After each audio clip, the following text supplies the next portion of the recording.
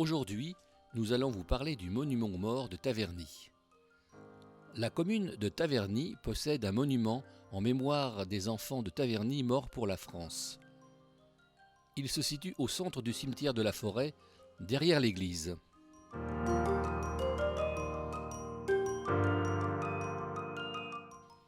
L'idée d'un monument commémoratif à la mémoire des soldats morts pour la France est exposée par monsieur le maire de Taverny à la séance du conseil municipal du 30 mai 1915. La proposition est adoptée à l'unanimité. L'étude et le projet, sur proposition de M. Proust, sont transmises à la commission des travaux. Le 30 novembre 1918, le conseil municipal décide que la commission des travaux se réunira dans le plus court délai afin d'étudier l'emplacement et le choix d'un monument. 2 semaines plus tard, le 13 décembre 1918, la commission des travaux remet son rapport et diffère sa décision en attendant les projets d'agrandissement du cimetière. À la séance du 15 mai 1920, M. Léma, maire de Taverny, organise la quête afin de financer le monument. Lors de la réunion du conseil municipal du 11 septembre 1920, M. le maire donne le résultat de la souscription, soit 16 885 francs pour la souscription et 850 francs d'intérêt des bons de la Défense nationale, donc 17 735 francs.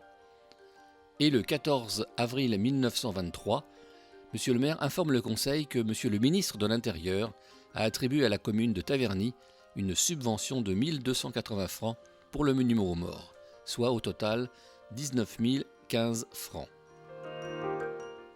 Un comité pour l'érection du monument est créé le 6 février 1921 et il est constitué des organismes de Taverny, le conseil municipal, le bureau de bienfaisance, le bureau de la caisse des écoles, le bureau de la musique et le bureau des pompiers. La réalisation du monument sera confiée à Ernest Dieuzy, né et mort à Paris, sculpteur qui réalisera l'ensemble de la sculpture, et à M. Clavry, entrepreneur de travaux funéraires rue de l'église à Taverny pour la stèle. La statuaire et la couronne de laurier sont en bronze, et la stèle est en pierre de calcaire. M. Dieuzy réalisera 8 autres monuments aux morts. L'inauguration du monument est faite le 24 septembre 1922, avec le matin une cérémonie religieuse et l'après-midi une cérémonie officielle en présence des sénateurs, des députés du département de la Seine-et-Oise, des conseils des communes voisines et des sociétés locales. Certaines familles ont souhaité rapatrier les corps des soldats morts pour la France. Le Conseil, à sa réunion du 30 octobre 1920, décide d'accorder une concession perpétuelle gratuite aux familles. Un emplacement est situé au plus près du monument. Les tombes seront surmontées d'une croix de bois. Et le 19 février 1923, la commune passe commande à la société Coignet à Paris de stèles de béton pour remplacer les croix de bois. La plaque commémorative, reprenant la liste de tous les morts pour la France de la guerre de 14-18, est posée dans la salle du Conseil. Elle a été commandée à M. Clavry, rue de l'Église, pour la somme de 3 000 francs.